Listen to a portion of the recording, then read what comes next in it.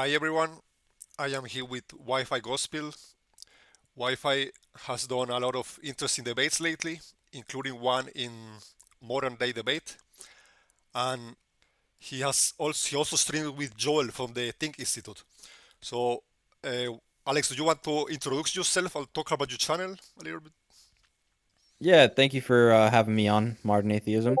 Is that what I should call you? Is that Juan is okay. It's shortened. Juan? Cool. Sounds good.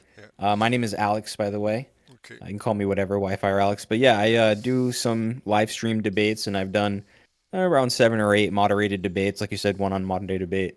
I'm gonna start doing a lot more reaction content, reacting to atheists and Christians and stuff like that. So yeah, you can find me on YouTube at Wi-Fi Gospel. That sounds good.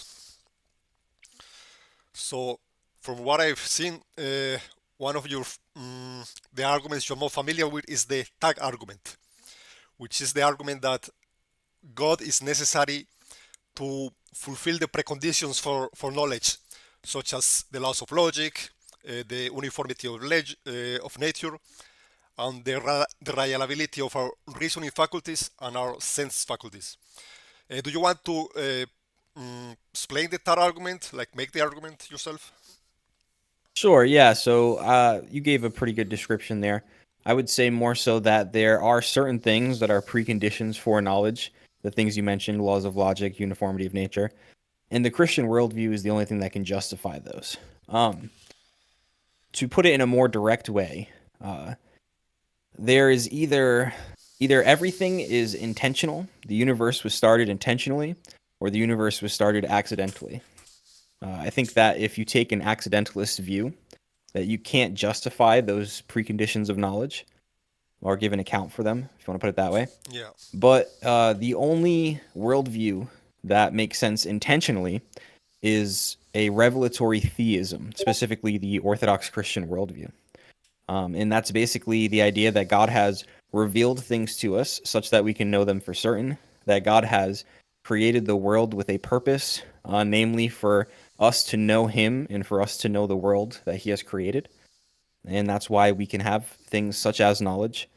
In order to do that, we set up a true disjunct, which is the idea of accidentalism versus intentionalism. And following that is something called the double negation elimination, which is a valid inference rule in classical logic. And it just states that there's either A or not A, so intentionalism and accidentalism. And the follow up to that is not A, not accidentalism, therefore A, therefore intentionalism. Right. That's pretty much the main argument. Oh, I see. That's cool. So I think, in my opinion, the strongest part of the tag argument is the one of the laws of logic. What I usually heard is like, how does materialism account for the absolute, immaterial, and transcendental laws of logic? So for those who don't know, there are three laws of logic. The first is the law of identity. It says a thing is identical to itself. The second is the law of non-contradiction, which says A cannot be not A. And the third is the law of excluded middle, which says that a proposition is either true or false. There is no in between. So yeah, basically, what are the laws of logic? J. Dyer says that these are linguistic propositions, right? In a first sense, I kind of agree with that, but I don't think I think we can go farther, but because that's like saying that they are sentences, right? It doesn't say much. I think they are truths. They are like, yeah, the love identity is like an absolute truth in a way, or a true fact. It's a fact that a thing is identical to itself. Like, would you agree with this definition, or what would you say about this? Yes, I think that it is absolutely true. I think what we call a law of logic is the idea of what, in the Christian worldview, is the label that we put on the pattern which God has created the world within. Okay, the pattern. Sure. Yeah, like there's it's almost like an author of a book. Right. So when an author writes a book and he has certain patterns, and you recognize those patterns and you put a label on them. Just to push it further within the Christian worldview, these laws of logic reflect the very nature of God. So God is who He is, and He created the world to reflect His nature. Yeah, I've heard that wording. That's a common wording, that the laws of logic are a reflection of the mind of God. Right. So, what many atheists say about this, I actually disagree with that. What they say is that the laws of logic are merely descriptive. They say they just describe a consistent universe. But I disagree with that. I think this implies that if the universe had been different, then these laws will be different. But I disagree with that. I think these have to be true, like in all possible universes. Like there is no way they could be different. Like they govern all existence in a way. So what will be my account of the laws of logic? So there was a debate between Alex Malpass and Jay Dyer on the laws of logic. And Alex Malpass said something very interesting. He said there are truths. Kant talks about truths that are a priori truths. These are truths by virtue of the definition of words. One example is this: a square is a polygon. This truth doesn't need any justification other than it comes from the definition of square and from the definition of polygon, and it doesn't need any additional justification. So in maybe in the same way, we can see that the first law of logic, for example, the law of identity, a thing is identical to itself. This comes directly from the definition of identical. The very definition of the word identical gives you the law of logic. I will say something like that because when you look at the definition, it becomes obvious that a thing is identical to itself. This will be one way to account for the law of logic. What do you think about this? It seems like you're describing a particular. So when you say that it's obvious that something is identical to itself, you would say like this keyboard in front of me is a keyboard, right? Is Whenever I the look at it, right? It's a keyboard. No, it's not a keyboard. It's identical to itself. That's all I say. This keyboard is identical to this keyboard. okay. So this keyboard is this keyboard.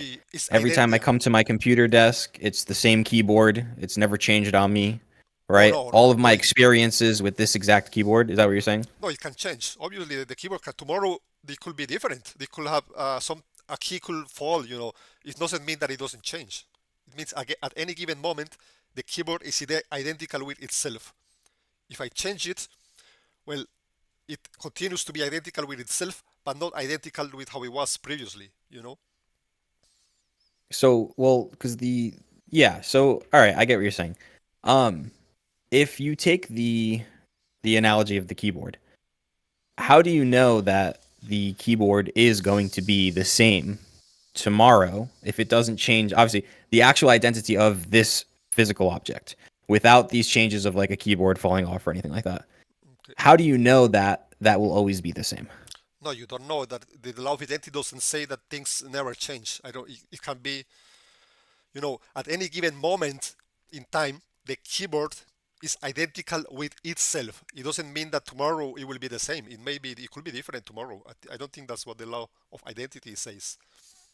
Well, it's like if a keyboard could not be a keyboard tomorrow, then the law of identity wouldn't hold. A keyboard, yeah, Now, if you change the keyboard right, in its, if I melt down all of the materials and right, change it into a mouse, yeah. then yeah, it's going to be different.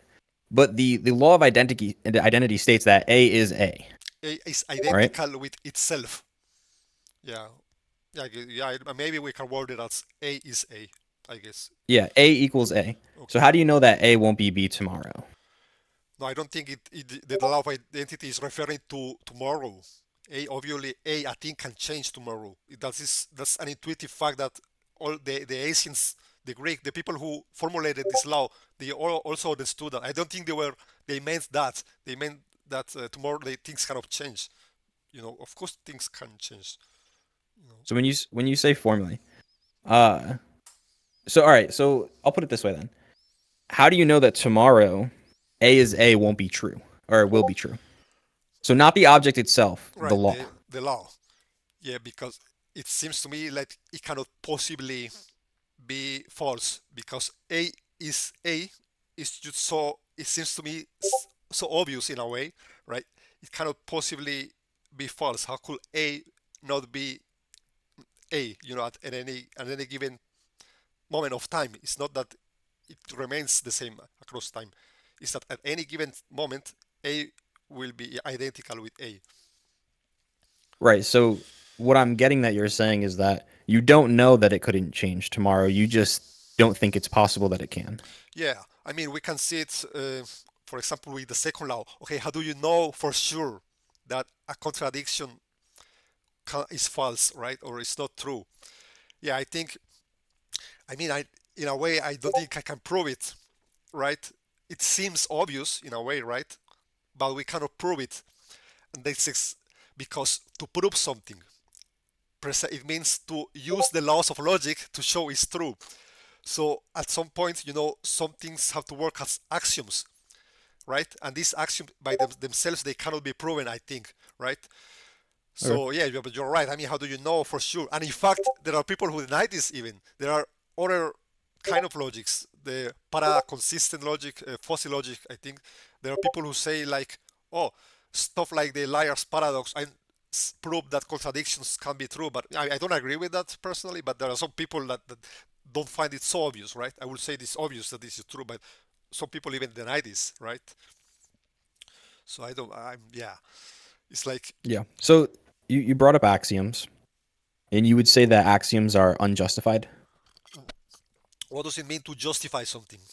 It, because To give an account for, to give a good reason for, like you said, to prove. okay, I think to no, I think yeah, I think justify and uh, completely demonstrate is different. Justify something, it just means to give reasons for something, not to completely prove it, right? So I was just So watching, yeah. yeah, in philosophy or specifically epistemology, to justify something would be to demonstrate it. Oh, really? Okay. I was just watching a debate between Michael Scott and T Jump, and Michael Scott just say those wordings. He said, "Oh, you think you're confusing justify with providing absolute proof." I think in normal language, to justify something, Mm. it just means to, yeah, give good reasons for it, even if you cannot absolutely demonstrate it. So I think to just give a reasons, yeah, for why the laws of logic are true. One reason is that they seem self-evident, right? And at some point, like something is just self-evident, and you cannot prove everything because to prove something means to use the laws of logic to show it's true, and you cannot do this if the laws of logic themselves are the what is in question, you know? Yeah. So I keep hearing you using this language of axiom and self-evident. Yeah. And what I'm trying to understand is, do you believe that self-evident things or axioms are unjustified? I think the justification is that they are self-evident, but I mean, in a way, yes, they are. You cannot demonstrate them. There are axioms in mathematics. For example, a part is smaller than the whole. We cannot demonstrate them either, but we are, they are self-evident enough that it makes sense to say, okay, we're going to use this as axioms because they are so obvious, and we can use them as our starting point to demonstrate other statements within the logical system. Yeah, I mean, just like a quick definition, I see a statement accepted as true, a self-evident truth, a statement that is taken to be true. These seem to be unjustified, and that's normally the way I understand them. Right. They're a priori. Right. They seem to be undemonstrated. For me, yeah, it depends again on how you define the word justify. For me, they're non-demonstrated, but it's not like you can say, "Oh, we have no justification to believe this is true," because in a way, okay, this seems. What I would say is, this statement seems so obvious that we don't need any justification to believe it's true. It just seems too self-evident. Right. So now, if something is obvious to you Yeah. and it's not obvious to another person, Yeah. would it be self-evident to that Yeah, other person? that's a good question, right? If those, Mm. right, and this is where the alternative systems come into play. Like some people say it's not so self-evident, right? So can we really say it's self-evident? Because I was. Do you know Eli from Reveal Apologetics, right? The channel. I was Yeah, making a Eli. question. Eli, yeah. I was making a question. I said, for me, the laws of logic are self-evident. What would you say to that? And he was like, oh, but if you say that, I could. Why? What prevents me from saying God is self-evident, right? Like if we accept that we can say some things are self-evident, then what prevents anyone from saying I disagree with this, or I think then God is self-evident, right? I don't know. I think, yeah, maybe it's arbitrary. I'm not sure. Maybe it's something like a common sense kind of thing. It seems obvious that a thing is identical with itself, right? That's like the definition of identical. I think from all of the laws, this is the most obvious one in a way. Yeah, and I understand what you're saying, but it seems to me that just saying something is self-evident, just like similar to what Eli would say to you. Um, if we can just say the law of identity is true because it's self-evident, then it seems that I could just say Christianity is true because it is self-evident. Yeah, I know what you mean. I get your point. Mm. What I will say to this, I will have to ask, do you really think Christianity is self-evident in the exact same way that the law of identity is self-evident? Like the law of identity in a way is obviously true. Like there is no, you don't have to think about any knowledge from the world, for example. It comes from the law alone. But the statement Christianity is self-evident. Okay, you have to think like, okay, the world has to be made by a cause, for example, or something like that, right? You have to reason from some facts, I think, to conclude that Christianity is self-evident. It's not like the statement itself is obvious. I think so. I think it's like they're different. I'm not sure if you're just saying hypothetically. I could say Christianity is self-evident, but if you're actually saying Christianity is self-evident, to me, I think you're missing the point of what self-evidence means. Self-evidence is Mm. like it's so basic that we everyone agrees, or almost everyone agrees it's self-evident. So yeah, and what I hear you saying is that there was two things I wanted to talk about. You're saying that in order to say that Christianity is self-evident, you actually have to import all of these things that don't seem to present themselves as self-evident. Whereas with the law of identity, you would think, well, it's just so obvious. Like everybody deals with it every day. You can't do anything without believing in the law of identity or Right. without the law of identity being true. Right. It's not. No. It's not even that you can't do anything without believing. It's like the sentence when you read it, it seems obviously true in a way. I mean, for me, I think it's identical with itself. You think like, yeah, of course, The Yeah. So the point I was trying to make is that if you went down the street, you said I don't want to put your location out there. I don't know how far, but if you were to go down the street in your neighborhood, your local area, the downtown, wherever you are, Oh yeah. Oh, I'm in Germany. Yeah, and that's you were good. to ask, all right. Okay. So I know very little about Germany, but let's say you go to a major city in Germany Right. and you go downtown and you start asking people what the three laws of logic are. I don't Oh know what they'll answer, but in yeah. America, Yeah. you'll find a lot of people who don't know what they are, and if they Yeah. do, may not be able to define them, right? Yeah. Yeah. Yeah. That's true. Yeah. But what you So have. for someone like yourself, it may seem very self-evident that this is true. Yeah. But just like if you were to walk down the street and ask people about Christianity, Yeah. a lot of people, honestly, I would even say, especially in America, people would probably know more about Christianity than they would the three laws of logic. Oh yeah. But no. But what you have to ask the people is not what are the three laws of logic. What you have to ask them is if I tell you that a thing is identical with itself, with the thing, do you think this is obvious or not? And I think most people will say yes. I mean, even if they don't know what the laws of thoughts are, I think if you ask them, is a thing is identical with the same thing with itself? Is this true? I think most people will say yes. And I think in the same way, if you were to say, is God real? Right, And did he create everything? right. You would get a very similar answer. Okay, but I think if you ask them, is God obviously real? Is this obvious to everyone? I think many will say no. It's not like extremely obvious to everyone. But I mean, I think some people may say yes, but because last time at work, they asked some guy, "Do you believe in God?" And he's like, "Yes." I mean, it's obvious. Don't you see the word? I mean, it's like see Yeah. how complex it is, how organized it. But you have to reason from the word. It's not like the statement itself is obvious. So maybe there Yeah, is a I difference understand. there. And the second part of what I was talking about too is the truth is not determined by consensus, right? Yeah, Right. So it doesn't even matter if everybody disagreed with you that the law of identity was true.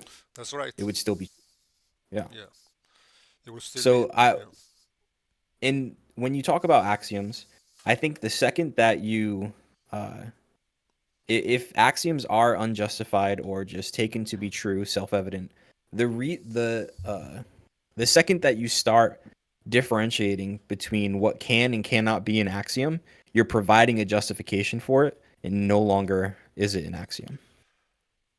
Right. I'm not sure I got that. Right. Okay. Yeah. Sure. Then the action So will be the if order. Okay. yeah, because the second I say, well, this is my axiom, Right. and this is an axiom, but if this is your axiom, well, you can't use that axiom because X, Y, and Z. Then those would be giving justifications for it or for your axiom. Right. Why you can use yours but you can't use another. Right. And that would make it not an axiom because by definition, Yeah. axioms are unjustified. They're Sure. Yeah. taken to be true. Yeah. That's right. I guess. Or I mean, I think actions are by definition non-demonstrated, not non-justified. But again, this goes back to what we said. What's the definition of justified in this context, right? I think to justify means just to provide some reasons for it, not to necessarily prove it. But yeah, I don't Yeah, I would say that if you give a reason that is false to try and justify something, then it wouldn't actually be a justification. That's like the Gettier case. Are you familiar with those? know. No. So a Gettier case is like if, let's say there was a row of houses, right? Say 10 houses, and the seventh house was actually a mirage, an illusion, maybe CGI. And you look at the houses, you go to each house. All right, is this a house? Yeah, it has windows, it has a door. I see all these things. It's a house. You keep going, you keep going. Yeah, all these houses. You would be justified in believing that 9 out of 10 of them are houses. But in fact, your justification for believing that the seventh house is actually a house would be wrong. That's It would right. be a false reason. Yeah. So you wouldn't even know it. That's like a Gettier case. Well, okay, I see. So I think in order to be justified, it has to be a valid reason, a true reason. So it's not just giving any reason, right? Right. Yeah. Sh- Um, I would say that I like to talk more about epistemology. We can talk about laws of sure. logic. That's Yeah, yeah. completely fine. But what do you think knowledge is? Oh, knowledge is like information in the brain somehow. Yeah. There was a definition. I think it's information got into facts or experience. So this is like a Merriam definition. It's more of a colloquial use of knowledge. Yeah. I was asking more like in epistemology, like the general idea of knowledge is a justified true belief. Okay. Sure. Yeah, I know. This goes, Yeah, I remember your yeah, it goes analogy like all the way with. back to Plato. Okay. Yeah. Justified through belief. Sure. Okay. Mhm.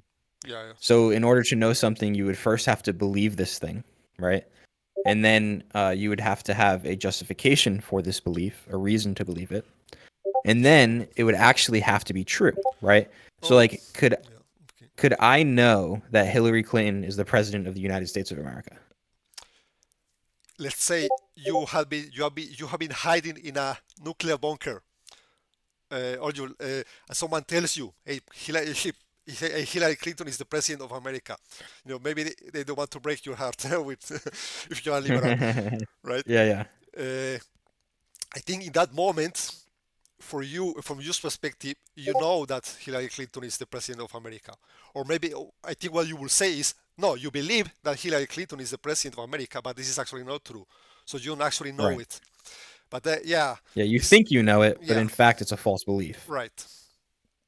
But Right. there is yeah, So because if knowledge is a justified true belief, if something has to be true in order for you to know it, then you can't know things that are false. this That's the is point. yeah, that's an interesting. It goes back to you have a very interesting analogy with this. The one with the lottery ticket and Jimbo. Let's Right. say Jimbo plays a lottery ticket, and even if you have a 1 in a billion chances of drawing a winning ticket, you never really know that you have a losing ticket, even if the probability of having a winning ticket is astronomically low. We never say that, oh, you have a losing ticket. Until you open the ticket, you never know. I think that's an interesting analogy, right? But I have my own counter to that analogy. I said it in my debate. If someone down the street asks, no, if someone asks you, do you know where your wife works? The answer is yes, I know where my wife works. That's the normal answer. Okay, but how do you Hmm. know that your wife didn't got fired 5 minutes ago, right? You don't know that 100%, like for sure. But you still know, but you still say, I know where my wife works, right? So you don't have to be 100% sure that what you're saying is true in order to like know it in the normal language sense of the word, right? And that's the key in the normal sense. This is a Right. colloquial use of Right. knowledge. That's the key. So Yeah. we don't, yeah, when we speak every day, we're not speaking on philosophers' terms. Yeah, that's So right. when I talk about knowledge, I'm talking about something that is very coveted. Knowledge isn't something that we have everyday use of. I would say that this everyday use of knowledge, you could call it fallible knowledge if you want. Right. You could call it justified beliefs if you want. But it's not actual knowledge. Or Right. if you call regular everyday use of knowledge fallible knowledge, it's not infallible knowledge. Right. That's right. Yeah, you made that Right. distinction between fallible knowledge and infallible knowledge. Yeah, Yeah. and so, some of those terms I don't even think are necessarily helpful. Right. Um, they have a lot of baggage with them, but uh, I think no matter what, whether you're a fallibilist or an infallibilist, knowledge has to be true. Right. If for let's use your example, you say I know where my wife works Right. at Walmart, right? So your Yeah. wife has had a job at Walmart as a cashier for 20 years, Right. like she's there right now. Right. Now, if I come up to you and say, "Hey, where do you know where your wife works?" Yes, my wife works at Walmart. And she still has her job. She's literally ringing somebody out at the cashier right now. Yeah. That would be knowledge. You would have a Right. belief. It would be justified, and it would actually be true in reality. Right. Now, let's say 20 minutes before I asked you this question, your wife got fired. Right. If I asked you, "Hey, do you know where your wife works?" You don't know that she got fired. She hasn't told you yet. Right. You would say yes. You would have the same belief. You would have the same justification, Hmm. but in reality, it would not be true. Right. So therefore, even though you think you have knowledge, you Yeah. don't. That's right. So Okay. going back to the lottery example, Yeah. the only way you can have knowledge in that example Sure. is if you have access to Right. the truth of the matter. So in my original example, the organizer of the lottery drew the ticket. They didn't look at it and they put the ticket in an envelope, right? Right. So as long as that ticket is unknown to everybody, there's a truth of the matter. There is a winning ticket. Right. But as long as that is unknown, nobody knows who the winning ticket is. That's right. If the organizer takes a look at it, he knows who the winning ticket is. Right. And if he tells, let's say you were a friend of the organizer Right. and you have a losing ticket and you have ticket number 1. He texts you, "Hey, sorry, ticket number 1 was not drawn. It was actually ticket number 5. You were close, but you didn't get it." Right. Now you would have this knowledge. Right. In the same example, for your wife working at Walmart, if your wife texted you, "Hey, I got fired from my job," Right. and then I asked you, you would say, um, I mean, in this case, she wouldn't work Okay. anywhere, so you wouldn't know where she worked. But you get what I'm trying Yes. to say That's here. right. Yeah. Yeah. Yeah. Yeah. That's true. I guess there is a So difference. unless, Yeah. yeah. The So colloquial language. whether or not, yeah, whether or not you're an infallibilist or a fallibilist, that doesn't even matter really, because the fact of the matter is something has to be true, and unless you have access to that truth, then you can't know it. Right. Okay. And then to relate this back to Christianity or against atheism, Right. in atheism, you never have access to the actual truth of the matter. So you can't actually know anything. Oh, but hold on. What if you look at your ticket yourself? If you had some way to look at it and you knew it was Mhm. a losing ticket, then your Yeah. senses will tell you that it's a losing ticket. So you will also have access to the truth, maybe. So, I mean, yeah, Right. there's a, So right, yeah, and all analogies end up breaking down. right, Um, the, so when you introduce senses into it, yeah, using your senses to know something right, is like let's say I grant you that you have 99.99% trust that your senses are reliable, yeah, right? Even with that amount of level of trust, just like the lottery example, you still wouldn't have access to the truth. right, So you wouldn't be able to know things based purely on your senses. right. But in that sentence, the word "know" has a definition that is not what normal people understand when they hear the word "know." Like, you know what I mean? Like, if tax says we have to justify knowledge, right? But they mean justify knowledge according to a epistemological definition of the word that is different from what everyone understood when they heard knowledge, right? That's what I like meant, Right. right? Because Yeah. what's the problem if I say, sure, then I have, if you want to define knowledge like that, maybe I don't have knowledge, maybe I have only uh, beliefs, right? Yeah. What would be the problem with that exactly? Well, if you just have beliefs, then everything is just a belief. Yeah, yes, including that, Okay. right? That you have only Right. beliefs, right? But Yeah. what's the And that problem means with that that? because that means I cannot know anything if we're using the justified true belief definition of know, not the colloquial use. Because Right, this can turn into, I'm not saying you're doing this, but this can turn into a word concept fallacy, right. which is why I tried to define the word at the beginning. Uh, Um, and so when we use this epistemological definition of knowledge, justified true belief, if you say, well, I can't know anything, then you're actually doing a performative contradiction because you would have to know that. yeah, that's what I just said. Right, all I have Mm, is beliefs, right? I only, but that statement itself will also be a belief, right? So right. maybe some And people your will say, beliefs could be wrong. yes, that's right. Right. So you could actually be wrong about your belief that all you have is That's beliefs. right. Yeah, it's self-defeating Yeah. in a way, right? It sounds like self-defeating. Yeah, Yeah. but uh, but here's the thing. So that's when the the presups say that, oh, this leads to a contradiction, right? So, and that's what they mean by the impossibility of the contrary, because if you get Right. to you have no knowledge, right? Okay, but is this statement also knowledge? If you don't have knowledge, this statement is also could be wrong, right? So it will self-defeat. It will be some kind of contradiction. What I will ask is this: what is the problem with that being a contradiction? What if it's a contradiction? What's the problem with that? Well, the principle of explosion. Have you ever heard of that? No. So the principle of explosion, and I might butcher this, but the principle of explosion states that if a contradiction is true, then everything is true. Because you can arrive, if you have two premises that contradict each other, and you're saying the conclusion is true via these two premises, then you can make anything, you can put anything in the premises and get the conclusion. So everything would be true. Really? Yeah. Will I be can will be get a true better or explanation. will be true or can be true?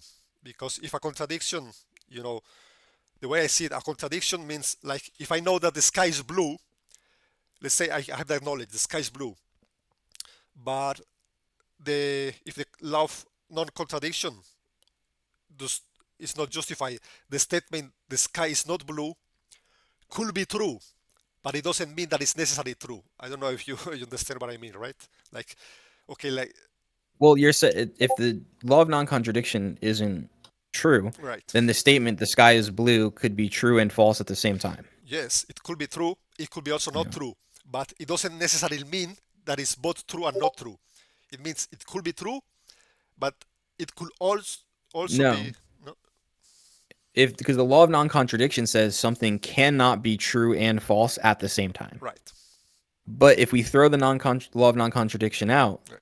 what you're saying is my statement can be true and false at the same time. Not that it Yes. could be true or could be false, but that it could be both at the same Yes. time, Yes. Yes. Yes. which would be meaningless. So Why? then Why everything would meaningless? be meaningless. Why is it Because meaningless? all right, my name is Alex. Yeah. My name is not Alex. Yes. Both of those statements are true. Yes. Both. Yes. That's That's right. meaningless. Why is it meaningless? I don't see why it's meaningless. Both. Well, Both what's of the my name statements. then? It's Alex. You say it in the first. No, it's not. Yes, it is. You say it in the first No, it's not. statement. I think It's not though. you say it is Alex. It's also simultaneously not Alex, but it's both. So it is Alex. That's what I'm trying But to get it's at. not Alex. Yeah, it's both.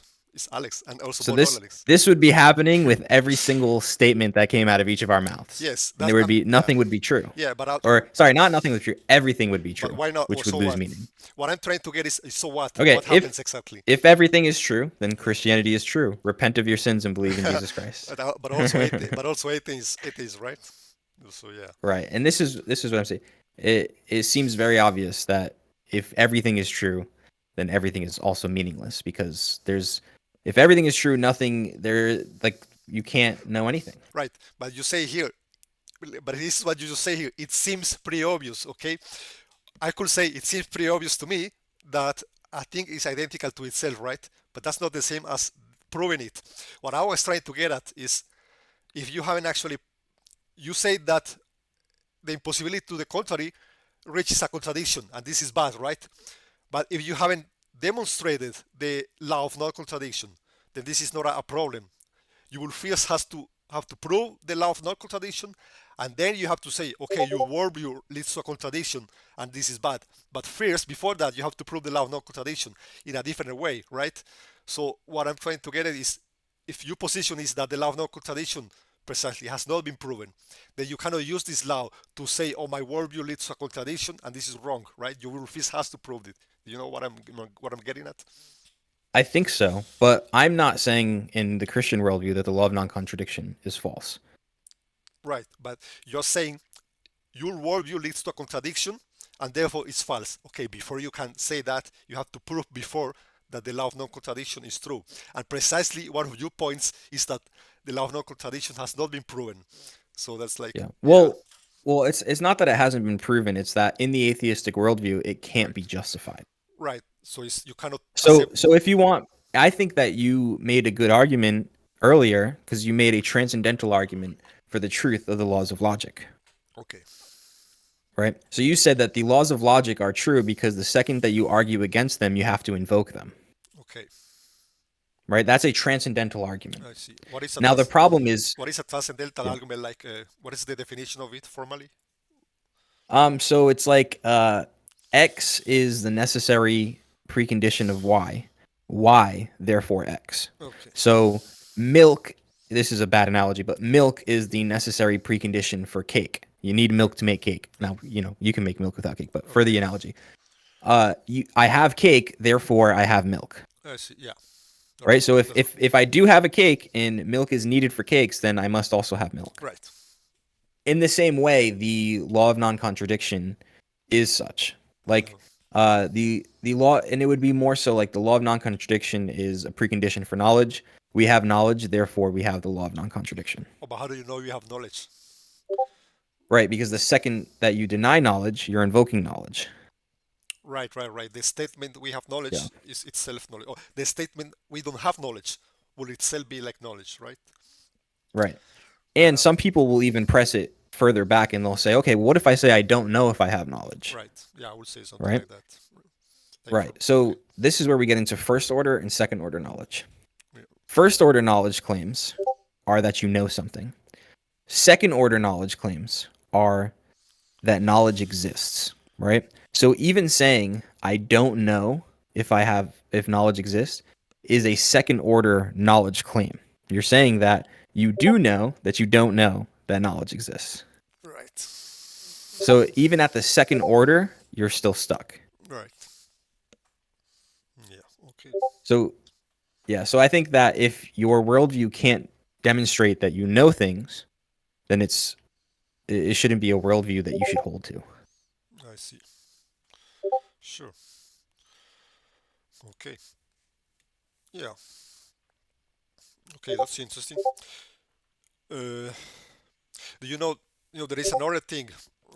I had another argument about the laws of logic, and Okay. this when an atheist asks a Christian, why can't God make a stone so heavy that he cannot lift it? Hmm. What the Christian says is because, oh, this will be a logical contradiction, so he cannot do it, right? I think what this implies is that God is bound, is governed by the laws of logic instead of being its establisher, right? What do you say, what do you think about this? Yeah. I would say that God is always consistent with himself.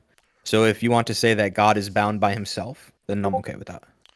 right. But the question is, being I can be consistent with myself, but at least I will have the ability, the theoretical ability to be inconsistent if I wanted to. Like even if I never want to, and I always want to be consistent with myself, I at least have the ability to be inconsistent. So God, what exactly makes God literally incapable of being inconsistent with himself if he wanted to, right? Like I don't see exactly Right.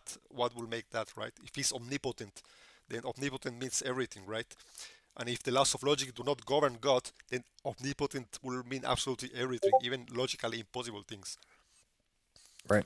So it's similar to asking, could God um, not have created anything, or could God not be the creator today, No, even after post hoc? this seems different. Oh no, this seems different. All Could right. God, Well, maybe God could have not all right. created anything if he wanted. I don't see Right, this and as that's why I super said absurd. post hoc. So Right. after Also, okay. after Yeah. creation. Oh, I see. Yeah, yeah, that's right. Yeah. So like a better one might be, could God not be God? Right. Right. That's seems like a Because good. that's right. If God is inconsistent with himself, Right. right? If he was capable of being inconsistent with himself, Right. then he would be capable of not being God. That's right. Because if God is inconsistent with himself, then everything would be inconsistent. Right. And again, we would go back to nothing would have meaning. Yeah. But I mean, if nothing has what? So here's another example. The reason, another reason we can have knowledge is because God doesn't lie. So when he reveals things to us, we know he's telling the truth. Right. Um, if God could lie, then we also couldn't have knowledge Right. But do you think this is because something? then we wouldn't be able to trust his revelation because he's a liar. Right. But at first, a priori, this doesn't seem like something logically impossible. The idea, at least the hypothetical idea of a God that will be a liar or that will be even evil, okay, it will be real, but is this something Yeah. that is In a logically vacuum, I possible? Right. agree. Yeah, that's right. Yeah, in a vacuum, I would agree. But the problem is, would you say that it's logically possible for knowledge to not exist? Or yeah, yes. Okay. If a conscious being But if doesn't, yeah, if knowledge doesn't exist, yeah. then logically possible wouldn't make any sense. Well, but what if I wait? What if nobody exists? Like no minds exist. Only a rock exists. Indeed, I think it's this hypothetical scenario, right? The rock doesn't have knowledge, right? So knowledge does not exist, but the rock exists, right? Well, so I would say that that's not possible. Really? It's not, yeah, because if there's no minds that exist, that means there would be no God either. Yeah, yeah. I mean, but like other than Yeah. that, right? I mean, in the hypothetical scenario. So But are you God saying? would have knowledge, so knowledge would exist in that scenario. If the rock exists in a world with God, then God would have Yeah, knowledge, so that's knowledge right. would exist. Yes, right. No, I mean, like in the hypothetical scenario where God doesn't exist, only the rock exists, Right. right? That would be logically impossible. Why? But why is the scenario of God doesn't exist, Mm. only a rock exists, logically impossible? Why? It doesn't seem like the scenario, itself. It doesn't seem logically impossible to me. One scenario of God doesn't exist, but a rock does. Why is it? Why do you think this Yeah. is So logically impossible? so if only a rock existed, Right. right? This rock would have to be God.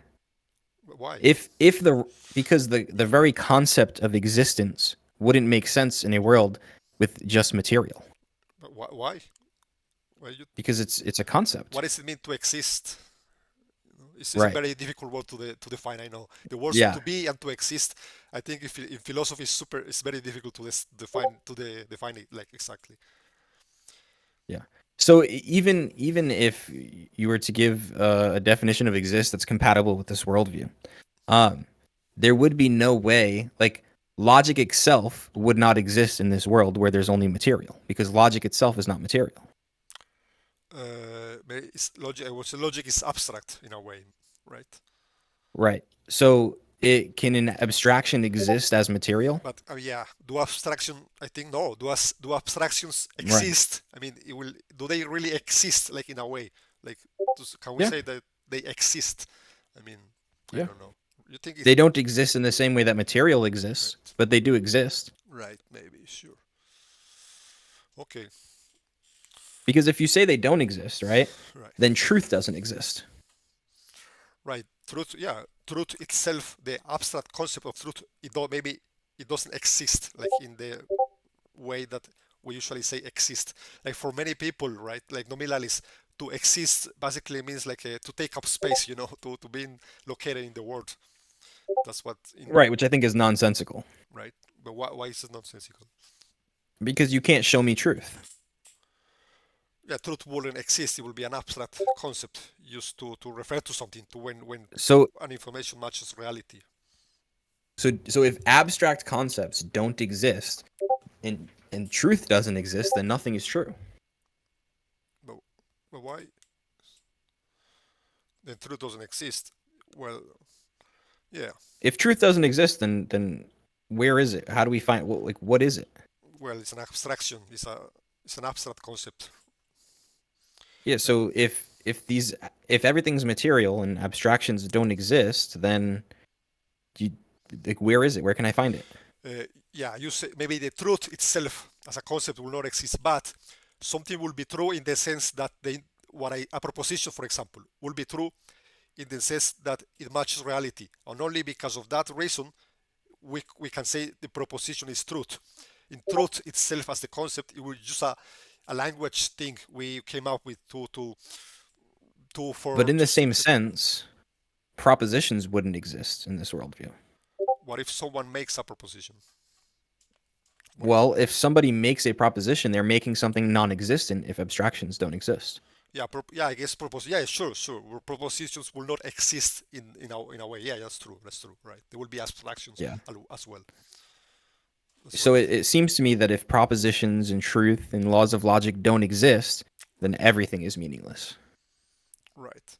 You can't tell me if something is true. You can't even every time you speak, what you're doing is actually non-existent. Right. Yeah, I guess it depends on how you define exist, right? Yeah, Mm, it's a complex issue. right. Sure. Oh, there was Because another. like even maybe a better way to bridge the gap would be to talk about the mind, Right. right? Because if minds don't exist physically, there's a lot of problems with that ideology. So if you think there's a mind and it exists but it doesn't exist materially, then it would seem to be that abstractions could exist in the same way. Right. Yeah, I guess some will say that the mind is just a name we give to what the brain does, right? It's the process what the brain does, the thinking, imagining, feeling, the whole thing. They just call it mind, right? For simply is for language issues. But what Right. exists is the brain, and the process it makes is we call it the mind, right? But it's a So process. then either the mind is the brain or the mind doesn't exist. Well, no, the mind maybe it doesn't exist. Like I mean, it's weird. It's too weird to say minds don't exist, right? Because the way we use the word, Right. obviously, I have a mind, right? So well, some would say that when you go technically, right, the brain creates the mind. It's a process, right? But how can you create something that doesn't exist? But no, we just give mind to the name, to the process To the that's brain, happening, right? That the brain right? So makes, right? either the mind is identical to the brain or the mind doesn't exist No, but it's not in this worldview. right. Yeah, maybe it doesn't exist in a material way. It will Yeah. be a form of abstraction also. Right. In physical processes, then, if the mind is the brain, physical processes can't produce truth. Can produce truth. Why not? I don't know. Maybe. Yeah. I guess I don't Well, know. a physical, like a hurricane, right? Right. Let's say a hurricane comes down, God forbid, and wrecks your house. Right. Is that producing any sort of truth? Well, it produced the truth that a hurricane wrecked my house. I mean, I don't know. Well, truth is a concept, right? Right. Right. And so this physical process has nothing to do with concepts. It's just doing what it does. There's nothing true about it. It's not making a truth claim. It's just a physical process. Well, if There's it no okay. there's no agent behind it, right? Right. It just is. Right. But how is me wrecking my house with my hands any different? If you look, if the end result is going to be the same, right? How would that be Well, different I'm saying like if an yeah, agent it, does? it wouldn't be because again, it's a physical process. Right. Yeah. Yeah. Right. And so if the brain has no abstract immaterial mind Right. and it's just a physical process in the same way it can't produce truth. Mm, you can. It's just Okay. another chemical Right. processing. Yeah. Yeah. Yeah. That sounds like something Jimbo would say. He makes this kind of That is argument, right? exactly, yeah. Exactly where I got that from. Shout out Yeah. Jim Bob. Yeah. Yeah. Which is where I first saw you, by the way. Oh, really? Is when Yeah. you called into Jim Bob. Right. Yeah. I think I don't know where I first saw you. I think. I don't know. Maybe it was in the raging. No, I recognized you in Jimbo, so I must have seen you somewhere, but I forgot now. Yeah. Yeah, I saw you in. No, and one thing, well, because one thing I noticed was Jim Bob talks to a lot of people who end up in his chat, Yeah. and usually it's not a very friendly conversation. And you were very friendly and you were very respectful. And you, when you didn't, if there was something you weren't sure about, you said, "All right, let me think about that," and you did, and you would come back and ask the questions again. Not that you would back down off your position, but Right. you would at least engage with the arguments, which I respect a lot. Oh, that's cool. Yeah. Yeah, thanks. Yeah, that's very cool. Yeah, I saw you debates. They're very cool. The one in Raging Tomatoes, I think the the guy with the Limp Bizkit poster thing, that was crazy. That was pretty dumb. I Oh think yeah, powdered dusty. yeah, Yeah, I think yeah. that's very bad argument when atheists do that. It's like, oh, if you say God did it, I can't say that a pink unicorn did it, right? And I'm like, Mm, how on earth do they think that this is a good argument? You're just calling God a pink unicorn, right? You are just saying, in addition right. to God, in addition, it is also a pink unicorn, but you're not responding to the argument. It's like really dumb thing they make. They think I don't know. Yeah. No, I would agree. Yeah, Yeah. it's By the cool way, that you there picked up is on that. there is a very interesting part of this. There's an interesting part of this debate. It has to do with the reliability of our senses. The guy Okay. said, you ask the question, how do you know that your senses are reliable, right? And Hmm. what he responded to is like, okay, I can verify it. My sense of sight sees that there is a car there. And then I verify it. I know that I didn't get hit, right? That's Hmm. what he said. And what you responded to, it was, okay, how do you know that you didn't get hit, right? That was your response. That's interesting, right? What I will say to that, okay, let's assume, hypothetically speaking, let's say we know that if you get hit, you die. Then the answer to the question, how do you know that you didn't get hit? Well, it's because I'm alive, sure. You may ask, okay, but how do you know that you are alive, right? But I think at some point, you are not saying that our senses can can be unreliable to the degree that they make us think we are alive when we are actually dead, right? Mm. At some point, this is absurd, right? Oh, I mean, so you know what I mean? I mean, at some point, at Yeah, least, yeah, no, I definitely understand what you're saying, and I think that to bridge the gap here, I'm not saying that I think your senses are unreliable. right, I'm saying that I think your senses are reliable to a high degree, right, just like mine. In fact, we both know that there are people, whether they're mentally insane, like have schizophrenia or hallucinations, or if they're, I don't know how to say it, um, if they were born with a deformity or a yeah, disability or something, right, right? And we know we can point those people out, right, and we know what it is to have a high degree of reliability of our senses. And right, even then, we say high degree because we've all been fooled by our senses before, right, even if it's not to the level of schizophrenia or mental disability. right, But the argument is that we know these things because God has created us in his image. right, He has created the world, and there's purpose behind it for us to know him and to know his creation. right, The argument is that in the atheistic world, there's no reason to believe that our senses are reliable and are going to continue to be reliable. right, So for your example, to you're using your senses to verify your senses, whereas we're not.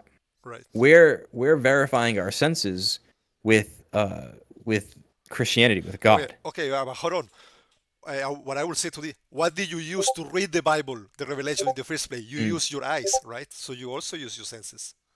How do you right. know that So your this sense? is Yeah, yeah, and this is what's called proximate and ultimate starting points. So very very base level, how do we know God exists? It's not by reading the Bible. We don't right. know God exists by reading the Bible. We Okay, know God exists because of direct revelation. Because God imparts that knowledge directly to us from his spirit to our spirit. So oh, I there is see. no sense data involved, right? Right, So at that level, we know that God exists. Now, okay, other knowledge is built off of that. right, So, how do we know that the Bible is true, that the church is true, right. the body of Christ? Because of the impossibility of the contrary, which would go back to presuppositional apologetics. Okay, but do you have to use your senses at some point? At some point during this, okay, to say that Christianity is true. I mean, you definitely have to read the Bible, right? Then Right. at that point, your senses Well, come into play, right? And if you haven't established that the senses are reliable, right, then it will be like, okay, it's a point where it doesn't follow what you want to say. Well, I would say in order to know that Christianity is true, we don't need to know that our senses are reliable. Right. Um, because it doesn't require me reading the Bible for the truth of Christianity. The truth of Christianity stands on its own. It doesn't require you Um, reading the Bible. How is that? from because if Christianity weren't true, Right. then nothing would be true. Is the argument that has nothing to do with me reading the Bible. The Bible is a product of the church. Right. The church gave us the Bible. Right. So from the beginning of time, from the beginning of Christianity, or even if you say Christianity started with Jesus, from that time we had direct revelation from God. It wasn't until years later that that revelation was written Right. in the New Testament. In the Old Testament, same thing. The revelation came first, and the written text came later. Right. Which this is something that's very interesting because maybe a month and a half ago, I was considered a Protestant, right? Yeah. And I was very heavy arguing and relying on the written text as Protestants do it because of a belief called sola scriptura, right? I'm sure you've heard of Yeah. these things. But as I was pressed by other Christians, such as Orthodox Christians, I started to realize that there were some flaws in there. I would even use, instead of the Christian worldview, I would use the Bible in my syllogisms for presuppositional apologetics, which was wrong. And I've since come to a different understanding of that. And it's part of the reason is because of the objection that you brought up. I think that objection works very well against a Protestant because of sola scriptura. Because, in a sense, you're right. They are relying on their senses and reasoning because of the Bible, because they're relying too heavily on Scripture. Right. Yeah, I think that's a very interesting question. How do you know that your reasoning faculties are reliable? I think you made this question to a godless engineer in your debate at Tacos, right? I think the Right. moment you asked him that, he was totally unable to answer the question, and he got very angry and he started insulting you, right? Mm. I think it was very wrong what he did, but I think he totally lost at that point because it's a very I think it's a very like a gotcha question. Okay, how do you know that your reasoning is reliable? I think there is nothing you can say that doesn't involve reasoning in some form. So there's I was thinking about it. I was like, okay, maybe I can use predictions. I can use my reason to make predictions, and then I can observe if those predictions are true, and if they are true, then it means that my reasoning was reliable, right? But the problem with this is the proposition, or there is an implicit fact there. It says if something is true, then you can make predictions, right? And where does this come from? It comes from my reason. So it has the same problem of circularity, right? I don't think there is any way around it. But I think in some way, I mean, Christianity, you may have the same problem. I think if I ask you, how do you know that your reasoning is reliable, right? I think at some point you will have the same issue, don't you? Don't you think that? Well, I think that the way the Christian gets out of it is Right, through divine revelation. right, God has revealed things to us such that we can know them for certain. right, And if you deny that, then you wouldn't be doing an internal critique anymore, and you would have to justify knowledge on your own. But so God reveals things to us such that we can know them for certain. In order for that to be true, our reasoning must be valid to a certain degree. okay, but how do you know by saying God revealed to us? Do you mean like the Bible? Are you talking about the Bible, or are you talking about like an innate? Both Right. general and special revelation. Okay. So general revelation would be like God's existence. Special revelation would be the doctrine of the Eucharist. Right. But how do you know that God is not lying to you in Revelation? Right. So if it was the case that God was a liar, Yeah. then he would not be God. The knowledge would not be possible. Yeah. But that what you did there Right. was a form of reasoning. What I think that what you just say there, that comes from your reasoning. So you cannot use it in responding the question of how do you know your reasoning faculties are reliable. You know what I mean? You have Yeah, the same and problem. absolutely. Well, I wouldn't say the same problem, but I was saying absolutely. So I know what you mean. The you're I'm not saying that we're not using our reasoning. Reasoning is a proximate starting point. Right. So when it's coming from myself, yes, I have to use my reasoning. Yeah. But ultimately, we know that our reasoning is valid because Christianity is true. If Christianity were not true, we would have no reason to assume that our reasoning is reliable. Right. Yeah, okay, sure, but again, I will say that it's in some form you always have to use like reasoning in the answer, right? So maybe that also has the same issues. I asked this question So to yeah, just yeah. okay, no, go ahead. I don't want to interrupt. Go ahead. I asked this question to Joe, right? You were there in his stream, right? He Right. said that the difference is that he doesn't start his worldview doesn't start with reason, unlike Right. rationalism. So he Right. gets it right. But even if he doesn't start with that, the moment you use it at some point, right, you still have the you face the problem maybe. Well, so let's say we're both using our reasoning to come to conclusions. Let's say I grant you that. Then I say, okay, well, what's the reason for reason? How do we know that our reasoning is valid? And you Right, say, well, there is no God. This earth was, it just happened to come out of something. We don't know exactly what, but it wasn't intentional, right? There was no being that put it into existence or anything like that. right, In that case, your knowledge is accidental. Your everything is accidental. And this wouldn't line up with assuming that your reasoning is valid. right, But in the Christian worldview, I say, okay, well, the reason I assume my reasoning is valid, my reason for reason, is that God has created this world. He's created me in his image, and he's a rational being, right? And he's created this world, and he's created us to know each other, to know him, and to know his creation. right, So it would, even if we both had to assume that our reasoning is valid and we're both in this same space, as you say, your reasoning for that doesn't follow, whereas mine would be the argument. right. Yeah. What somebody could say is we do have a justification for why humans will get reliable reasoning faculties, and this will be evolution and survival. And the idea behind it will be all things given equal, having accurate reasoning faculties will be advantageous to survival. So evolution will tend to produce these things in living creatures, and that's why that's a reason that will make our reasoning reliable, like generally. Yeah. And I would just say that you kind of said the answer in your statement there is that evolution is geared towards survival, not truth. Yeah, Right. So the reasoning wouldn't be geared towards truth, but survival. right. So Yeah, if yeah, and then so like there are things that we believe that aren't true that are better for our survival. that's right. One example might be, we have a family and our spouse is obviously cheating on us, but geared for survival, we don't want to believe it because of what it would do to our family. Right. Yeah, Right. that's true. Yeah, that has to do with the Platinga, the evolutionary argument against naturalists, right? The Platinga. You ever Mm. heard of this? Right? Yeah. That evolution Yep. will produce beliefs that are true, not sorry, that are good for survival, not necessarily true, right?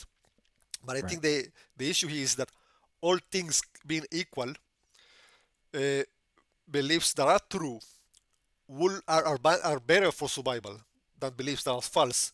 So in a statistical way, like on the long term, it will be a there will be a strong correlation between true and survival, right? So maybe there is no 100% exact correlation, but there is a good reason, like a good match between you perceive the truth and you survive, right? Like generally, like for example, if an animal understands what a predator is going to do, or it forms true beliefs about where food is, right? It will generally be good for survival. I think it's in most cases. Right. And that's exactly the sticking point is we don't if evolution is true, then have truth meaning better serving survival, I would say does not actually work out. For example, if a deer drinking water in a lake, a pond, whatever, Right. them hearing a rustling in the leaves That's does right. not mean it's true that there's a predator. Yeah, that's right. That's a good But they example. believe it as true because it's better for survival to think that there's a predator rather than to ignore it. Yeah, that's a very good example, right? Yeah, And I think in most cases, life is like that.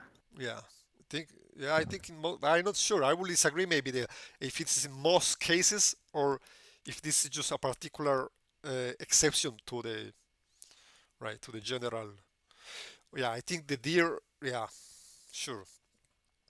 Yeah, that's true. Like sometimes there are beliefs that are false, like you believe it's a predator, but they definitely help survival, right? Mm. But And I would say another thing in an evolutionary worldview. In an evolutionary worldview, it's usually materialistic, right? right, Excuse me. So in a materialistic worldview, and maybe someone wants to posit in a non-materialistic worldview that includes evolution. That's totally fine. That this argument may not work against that. right, But in a materialistic worldview, I would say that everything would be determined, right? right, Because there's causal closure with physics, right? You can't do physics without causal closure. right. And in that case, if we evolved in this deterministic world, then all of our beliefs and our actions would also be determined. And if all of our beliefs are determined, then there's no way to know which belief is true, Well, but why not? right? So let's say that we live in this materialistic determined world. Right. Um, I believe X, you believe Y. Yeah, We're both determined to believe that, right? yeah, In this world. Now, if somebody else comes along and they say, I believe X. yes, So they would agree with you, right. or whatever one I said X Yeah, was. um, they would also be determined to believe that. right. So we all have the same justification. Yeah, Our justification yeah. I mean, is determined, like you have the same reason why you came to the belief, right? We right? all came to the belief for the reason that material causes uh, place Yeah. The this cause in of our our brain, beliefs are the same. right? Yeah, it's not the same. No, it's not exactly. Yeah. It has the same nature. It's material causes, but it's not the exact same one. Like the cause of your belief in X could be one predetermined cause. Ultimately, it is. Ultimately, it has the same. That's like saying ultimately the reason why we believe is because God wanted us to believe that, right? But that's not like. I mean, ultimately it doesn't count, right? You know what I mean? Well, if our belief, all right. So let me put it this way then: if our beliefs are determined by factors outside of us, we have no control over those beliefs. In partially, they are determined also by factors inside of us as well, not But not not exclusively. really. They they are the, let's say You had no control. You have the same control over those factors within you that you do with outside of you if it's determined. well, why? I mean, I think fact. Why you are able to say that? Okay. Look, because if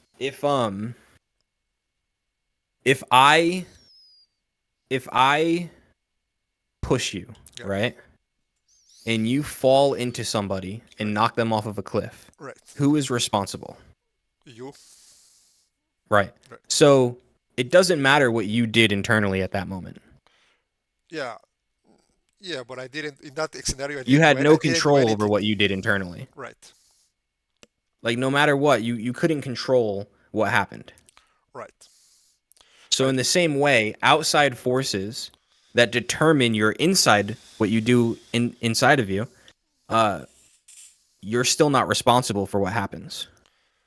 right.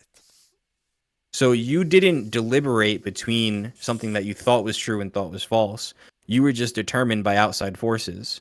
Even if you have something inside of you that changes the fact, you had the same amount of control over that than you did the outside force in a Yeah, deterministic world. right. What I will say, the model I will use is there is a material world, a physical world, with material causes. So they give me a, let's say, a sense data, right? That's I don't have control over that, right? That's the external factor. But then my brain also, which is also material and determined, but it's me, Hmm. uh, process this, right? Okay. In a yeah, it process in a way that includes me, right? You say you, right? It's the self, but Hmm. when I process Right. the data, the self is involved. So I have some control over that. And by the way, when we say control, right? Well, so control, yeah. So let's say uh, outside sense data enters, Right. your brain processes outside sense data, and the conclusion is you raising your hand. Right. What caused you to raise your hand? Uh, Myself, right? In a way, Your brain, my brain, right? right? Let's say. Okay. So if there was different outside sense data Right. that entered your brain Right. and then caused you to put your hand down, what caused you to put your hand down instead of up? Well, my brain also caused me to. Right. I mean, yeah, So your brain is this processing machine, right. it entirely depends on the inputs. That what I get No, about for the outputs. I think what I do, the output is a function of both the input and the brain. It's not entirely like 100% dependent. Like obviously the brain has something to add So to the thing. all right, let's say we have input sense data X, input X, and you get outcome X. And you Right. have input Y and you get outcome Y. Let's say input X, Right. outcome X. Right. Then we rewind time Right. to before we put the input in, and we put that input X again. Right. Are we going to get outcome X? Yeah. Yeah. Yes. So no matter what, if we put input X in, we get outcome X. Right. It's determined. Right. Right. So it's entirely dependent on the outside forces. No, it was dependent on the outside Well, look, forces and on the brain, but the brain stayed the same in your scenario, and that's why it was only the output was only dependent.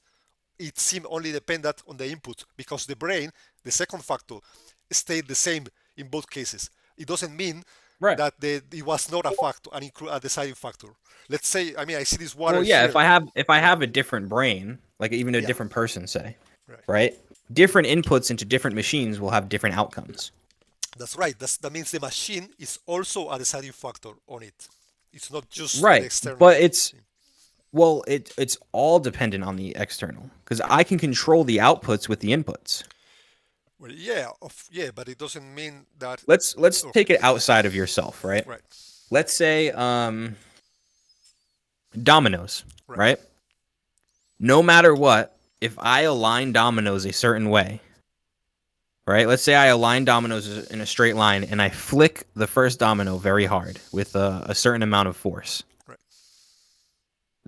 All those dominoes are going to fall in line with the force that I give it. right. Then we rewind time. They also in line with the distance of the dominoes, for example, with the setup of how the Right, domino is, not just in line with the right, force, right? Okay, right. And then we rewind time and then everything is the same, including my inputs. right, That's going to happen every single time. right, We have the same input, we get the same output. right, right, Right. So with the same brain, with the same person, yeah, we rewind time. Every time we put these inputs in, we're going to get these outputs. right, Right. So it's the same thing. yeah, There's no individual inside the brain controlling anything. They're just taking inputs and giving outputs in the same way that a non-being machine or scenario with dominoes would. right, And I think that in the same way that the dominoes aren't producing truth, is just a process, a physical process between the forces of nature. In the same way, that's what's happening in your brain in a deterministic, materialistic world. right. So, right, the thing is, the people, also has to do with things like free will argument and stuff like that, right? Right. What I think in this scenario is that people create an arbitrary distinction between you, the self, and your physical brain. They are like, oh no, my physical brain made chemicals this, the chemicals in my brain made this and that, right? But what I will say is, dude, you are those chemicals. There is no real distinction in a way between you and the chemicals, right? In a certain way. So when you say, oh no, the chemicals in my brain did this, no, you did this, and you are chemicals in your brain. I don't know. That's what the way I see it. Mm. Right. So if I mean that kind of proves my point more because if you are just chemicals, chemicals react, Yeah. right? They don't change anything. Like they don't determine the way they react. The way they react is determined by the inputs, Right. They do it when the the way they scenario, the yeah, situation. they do it when they get complex enough. This is what I will say. You say they don't decide anything. I will say they do All it right. when they get What's complex enough. I'm not a scientist, but Right. let's say I mean and we can get to a complex one Right. if you want to give me an example. But let's say a non-complex one. Right. Like what is it? Baking soda and vinegar, Right. right? I think I did that in school. Yeah. If you add baking soda and vinegar, it creates like a fuzz, right? Right. Right. In no scenario, if we're if we're in Germany at your house, Right. and if we do this experiment over and over and over again with actual vinegar and actual baking soda, it's going to have the same effect no matter what. Right. Right.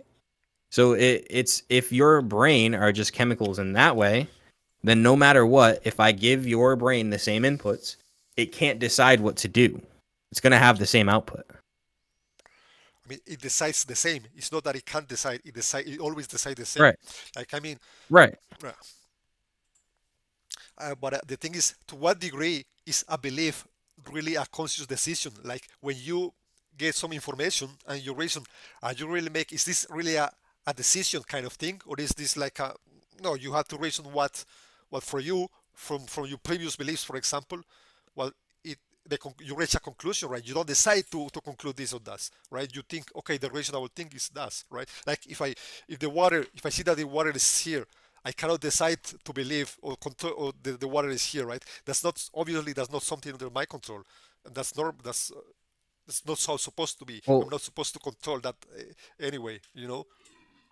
well, that's the entailment of your world of sorry, not yours because I don't know if that's yours, but a deterministic materialistic worldview Yeah, yeah, that's is true. that we don't have any control over these beliefs. Not just the obvious ones like this is my drink right here. Right. The but all of our beliefs. Yeah, So yeah. the reason why it's so obvious is because we've have so many experiences with these drinks, right? Right. Especially with water. We know, Right. you might have had that same water bottle for 2 years, and that's Right. just the one you use every day. And it's Right. like, so it's so obvious to you, which is why you don't think about it, Right. but you are making a conscious decision to believe based on your past experiences. To be, really, I think you. No, I'm not sure if making a conscious decision to believe is correct. Is, I'm not sure it's right to say that you make a decision to believe something. I mean, I made a decision to grab the water, but I didn't. At no point I think I made a decision to believe that the water is there. I think once my brain gets Well, the data, yeah, maybe conscious wasn't the right word, right, but implicitly in your decision to grab the water right, is a belief that the water is there. right. But the belief, the brain If you forms the didn't believe the water was there, you wouldn't have reached for it. right, right. I think the brain creates the belief like automatically when it gets the sense that the water is there. And I mean, you're not supposed to control that either. I mean, why would you So control it? wouldn't it follow then that your brain automatically created the decision for you to reach for the water as well? No, yeah, that's very interesting. That has to do with free will, and that's very interesting. I think at Right. some point it went through my conscious mind. Okay, and I saw, okay, the water is there. Then I decided I'm going to reach for the water. But that's only I can only explain it like free will. It seems obvious to me that I have free will, but I'm not Mm, sure. Some people right. say, no, what you're getting is an illusion. You don't really have free will. But Right. for at least for me, it just seems obvious that I chose to reach the water at some point, right? But I'm not Right. sure like It's how. very intuitional. Yeah, Yeah. Yeah, I would say it's definitely very intuitional that we have free will. And as a Christian, I would believe that we have free will. right, Um, Now, and that goes back to our conversation about the mind. You said it goes through your conscious mind. right, Once you use terms like that, you're either saying my conscious mind is something that is not material. It's not that it's not under the laws of physics in the same way that my physical brain is or my body is. Um right, if and that's fine, that's a position you can hold, but if it's a materialistic deterministic world, that wouldn't be a conscious mind. It would be a physical brain. right. But the Right. physical brain will create the conscious mind somehow. It will be an Well, emergent property of that's the no brain. longer materialistic But why? because this emergent property is not material. Right, right. Sure. Right. So that wouldn't fall under materialistic, which is why I think you would do good to reject materialism as a worldview, Right. which many atheist philosophers do because they understand the implications of it. Oh, really? Okay, I see. No, Yeah. I think I will have to look at the definition of things because for me, Mm. materialism is almost like identical with atheism. It's like you have to believe, right? And this is like Sam Harris, Richard Dawkins, the Four Horsemen, right? Those guys, yes, 100% materialist. And it's kind of like you've heard the term new atheist Right. movement, right? Yeah. But it does seem that a lot of atheists are moving past this new atheism movement. And this happens with ideologies all the time. New ideologies come up and then they're dominant for a while, and then people start to poke holes in them. right, And then people start to see, okay, well, maybe this isn't right. And I'm not saying that means atheism isn't true, but I'm just saying that it's new ideologies pop up all the time, and once they're around for long enough, people start to understand if there are flaws in them. The longer they're around, the more those flaws reveal themselves. right, And I think we're in a weird space culturally where, I mean, in America, Christianity is finding a resurgence. I think maybe even globally. I'm not sure the cultural climate in Germany and whatnot with that stuff, right, but a lot of people in America are moving past this new atheist movement, materialism, and all that. right. Sure. Okay. Yeah, that's interesting. Oh, I wanted to get to this argument, so to make sure we don't miss it, and it's Okay. how that gets to Christianity specifically. And the way I have Mm. usually the most common argument I've seen has to do with the Trinity and the problem of the one of the many. Do you want to maybe explain the argument? Yeah, so I've used the one in the many as a way to show that tag is only possible with Christianity, Or and I yeah, can go through it now. But or if you have yeah, another argument um, of why that gets to Christianity, yeah, you can tell me. Better if you think you have a better cool. argument, then of course you can just make the better argument. I mean, I was just saying that's what Yeah, I usually no, heard. absolutely. Yeah, and I have used it in the past. You may have even heard me say it, so that's fine. Yeah, The one in the many is basically that there are things in the universe, or there are things that we call particulars, yeah, and there are things that we call universals. right, A particular would be this exact mouse, right? right, But a universal would be the category of mouse. right. What is a mouse? Yeah, In this idea, a mouse is a technological device that does X, Y, and Z. There's parameters that all of the particular instances of mouse can be put into a category called mouse. The category is the universal, right. and then the specific item, is the particular. Yes. It seems that certain worldviews can only have particulars, and other worldviews can only have universals. Why I don't see And what that what is Christianity has both with the Trinity. But go ahead. but what is I don't get, what is the problem exactly? The problem is, I hear the problem of universals, the problem of one of the many. From what I've read, the problem is like, okay, what exactly makes a tree? Like at which, like if we start changing things, at which exact point does the tree become not a tree? I don't know. What is the Mm, problem of the particulars? Well, is this what you mean yeah. or no? So it's just that you can't, whenever you talk about a particular, you're invoking a universal. You Right, can't call something anything. Like, even if you say this is a thing, right, well, a thing is universal, right, right? But also, if you're only talking about universals, whenever you talk about something, you can't really only talk about universals. You have to talk about a particular. right, Because when you're saying this, or right. this isn't a tree, but this is a Okay, cigar cutter. But this is, when you're saying this, that's the particular. So whenever you talk about anything, you actually can't. You have to talk about the universal and the particular. You can't separate them. right. Yeah. So how does Um, Christianity solve this problem? because God is both three and one. Right, He is one and many. He is universal and particular.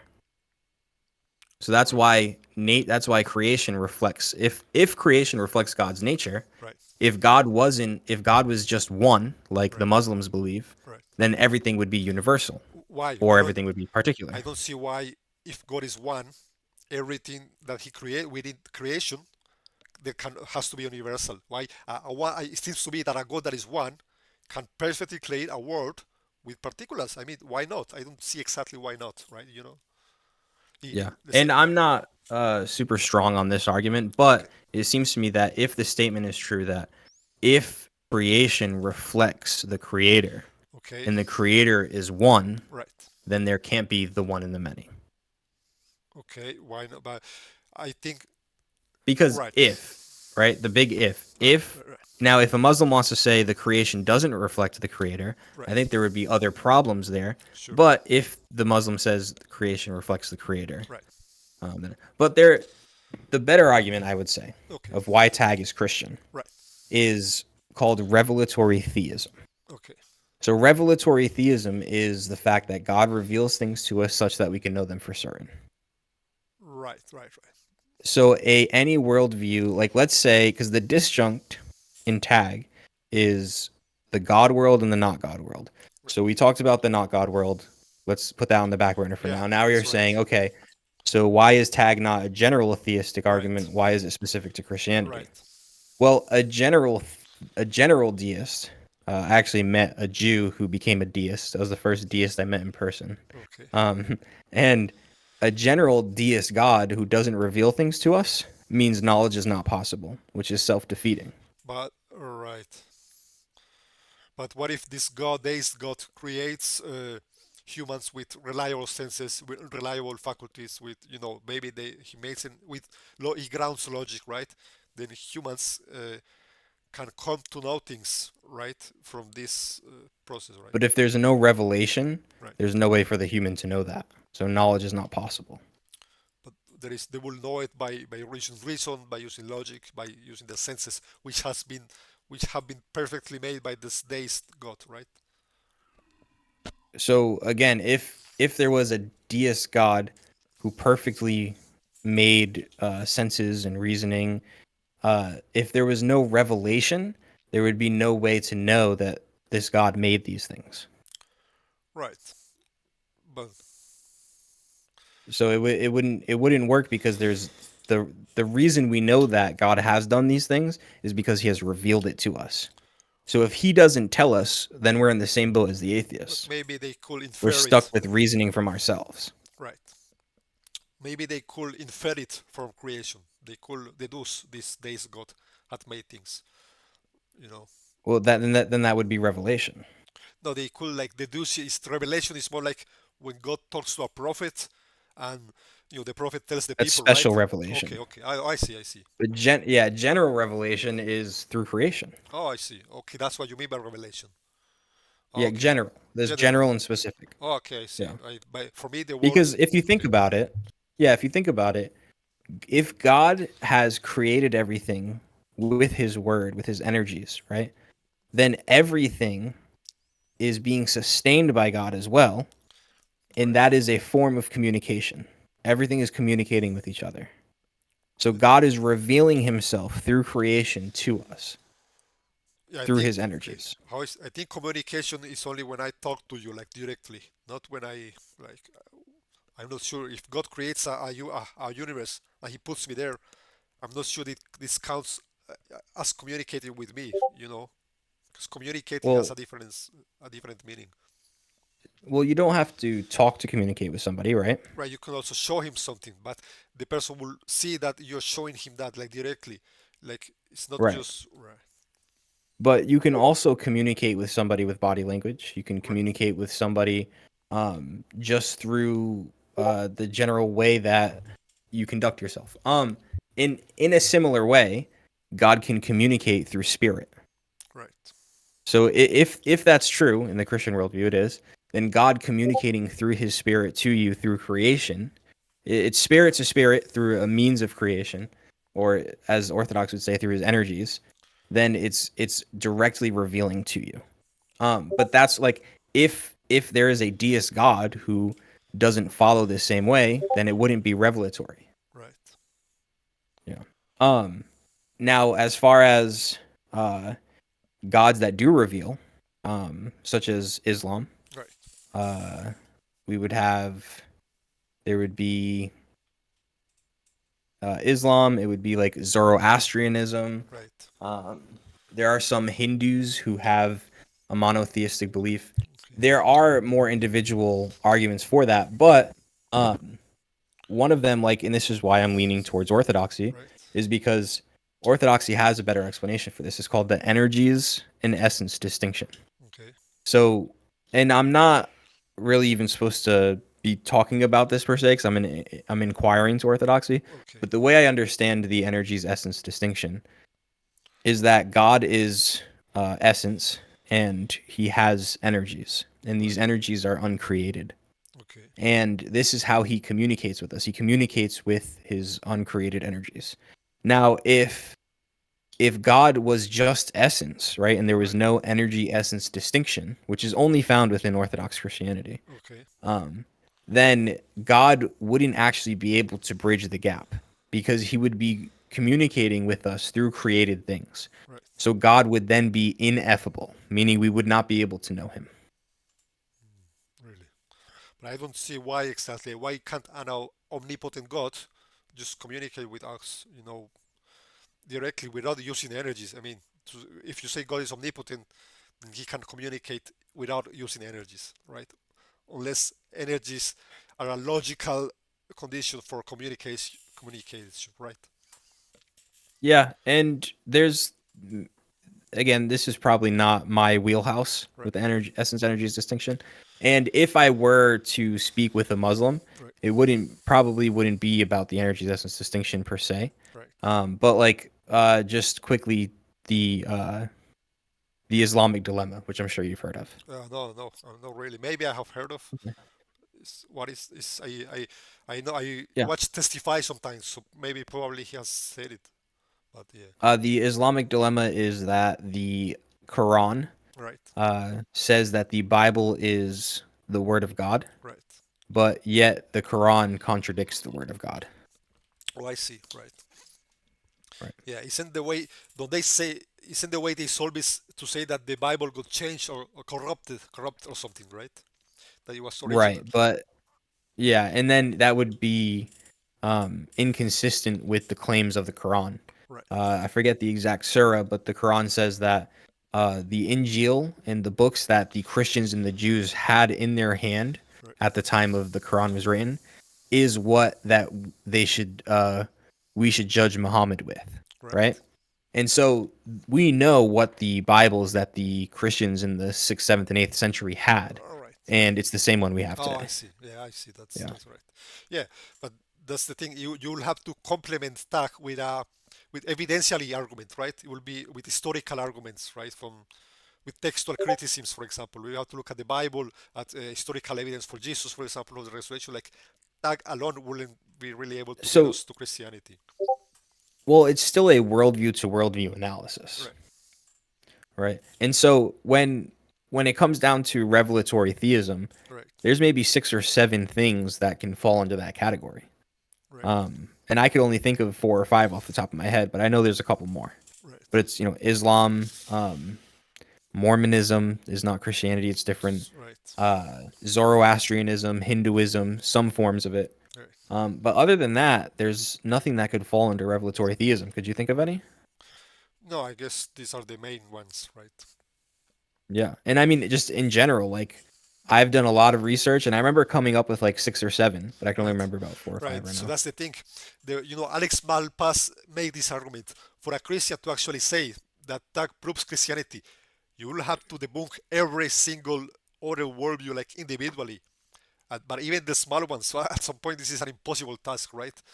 But this is what you're saying. You're saying only Christianity can ground knowledge, right? Yeah. So you have to, I think, for to really demonstrate your point, don't you have to look at every other worldview and show why it's false?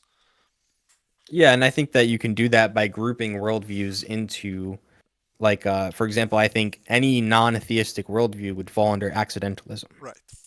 right? Sure. And then every theistic worldview that does not have revelation would fall under like deism, like the arguments I gave against Right. deism. And then the last category you have is the revelatory theism. And part of something to be revelatory is to be known. Right. So it like you could say there might be some unknown revelatory theistic religion, but Right. that kind of defeats the purpose of something being revelatory, being Okay. revealed. Yeah. Sure. Yeah. But by the way, you earlier you were saying about the problem of one of the many, right? Just Mhm. quickly, that I didn't really give my response to that. You say if creation reflects the creator, right? Then this will explain why creation has one and many, right? But here's my response to that. If this is the case, then why is there change in creation if God is immutable, right? God wouldn't be able to, yeah, to account for change in the world because God will be immutable. So it's not the case that creation has to that God needs to have a particular uh, trait in order to creation to have it, right? What would you say to that? Yeah, I think that's a good point. I haven't really thought about that. I'll have to think about that some more. Sure. Okay. Yeah. Yeah. Uh, and by the way, I was yeah, I forgot what I wanted to say. I was researching into this, and there is some form of Hinduism that appears to almost have a form of Trinity. They think Shiva Hmm. has like different three avatars, like the Destructor, like Vishnu. Uh, that one is Destructor, one is Creator, the other is something else. I don't know, but it may look like some form of Trinity, maybe I don't know. So it's like so. Hmm. It's, even then, It's you will. Sheba. Yeah, I think Shiva, Vishnu, and Brahma. Right. These are three. I think these are three avatars of Vishnu. I don't know who is the big one, the main one. Hmm. So I was Yeah, I haven't heard of that before. yeah, right. So maybe yeah, okay, Hmm. Yeah, I'll have to look into that too. You right. gave me some things to think about, so Sure, I okay, that's appreciate that. cool. Yeah, right. There is another thing. If you want what about the another argument of TAC is the uniformity of nature, right? Uh, you say that materialism cannot account for this, right? And this is a precondition for knowledge. But I have a question on this. Do you think the question of why the laws of physics are uniform, for example, it usually refers to uniform in space and uniformity in time, right?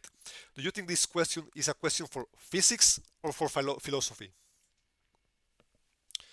Because Maybe yeah, both. right. Because I think to the degree if it's a question for physics, right? To the degree that it's a question of physics, then your point becomes a God of the gaps argument, right? Like we don't know what makes how nature is uniform, therefore God, right? It will become a weak God of the gaps argument, which is like okay, we don't know, scientists don't know yet why the laws of nature don't change, but it doesn't automatically mean like God is causing this, right? Yeah, but I wouldn't say so. The God of the gaps argument is uh we don't know X, so therefore God did it. Right. Right. And that's not our argument. Okay. Our argument isn't we don't know why nature is uniform, therefore it must be God. Okay. We're saying that because Christianity is true, it's a justification for the uniformity of nature. Right. If you want to say it's nature is uniform, but we don't know why, Yeah. that's fine, but it's an unjustified claim. No, I don't. But I don't see us. But that will be the same. For example, life appeared, and we don't know exactly why. I will be say it will be the same thing, right? If you go from that Right. It to would God make it will be a God of the gaps argument. So it will be well, like the same. it's not just we don't know why, but we don't have any of the necessary preconditions for it.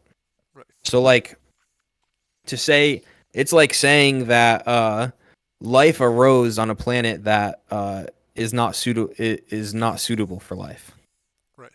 That cannot have life. Right. If you say the planet cannot have life, either life didn't arise or you're wrong about your presupposition. Yeah. Right. Right. And in the same way, either like I would say that you wouldn't even be able to say that nature is uniform. Not that you don't know why it is. Right. Because in order to say that nature is uniform, you would have to know every instance of nature. Or what if I say most of nature seems uniform, right? And that's enough for me, like in a practical level. Right. But the uniformity of nature isn't the principle that most of nature seems uniform. The uniformity of nature is the principle that all of nature is uniform. Yeah. Sure. But that's Yeah. what do I need? What okay? What I yeah. But then the uniformity of nature hasn't been established either. If you say, oh, the uniformity of nature is that all of nature is uniform, well, that hasn't been established, right? We don't know the entire universe, so that's Right. what has been established is that most of what we see it seems uniform, right? The laws of physics seems to apply here and in another galaxy, right? Also, today and tomorrow is two different things: uniformity across space and across time. Why don't they change, right? Right. Tomorrow, And so the argument is about, like you said, today and tomorrow are two different yeah, things. Even if we granted that atheists could say that nature is uniform today, right, the argument is, what about tomorrow? yeah, There's no If there's a God who is in control of the universe and right, is sustaining the universe, right, it makes sense to say that it will continue to be that way tomorrow, or right, that it's likely right. to be. But you don't have a Um, okay. But you don't have a guarantee of but that. He could change it. He could keep sustaining it, but he could change it, right? So tomorrow he's still I would sustaining say it, right? there are maybe certain things he could change, but there are also other things he can't based on his promises. Right. Okay. Sure. That's Yeah. right. Um, but in the atheistic universe, if there's nothing in control of these things, if there's nothing sustaining these things intentionally, Right. then there's no reason to believe that they won't change. Right. There is an argument for God at one of the ways of Thomas Aquinas that is like the exact, is almost like the exact opposite. He's saying that change in the world exists, right? And what he says is that change requires an agent for that change. He says things won't Mm, change by themselves. So what he's saying is precisely that, okay, because we see change, God had to start or cause this change. So we have like two situations. Thomas is saying because there is change, God had to cause this change, and then Tag is saying because they don't, because the laws of nature don't change, is because God has to keep them from not changing. So whatever it looks like a heads you win, tails I lose scenario. If it changes, you're gonna say God made it change. If it mm. doesn't change, you're gonna say God it needed to make it not change. So whatever it is, like you win, right? Yeah, I haven't heard that argument from. I know Thomas Aquinas. I haven't actually read much of Thomas Aquinas at all. He would actually probably be extremely opposed to presuppositional apologetics, but that is an interesting argument. I'll have to look into that. Oh, sure, okay, yeah. Yeah.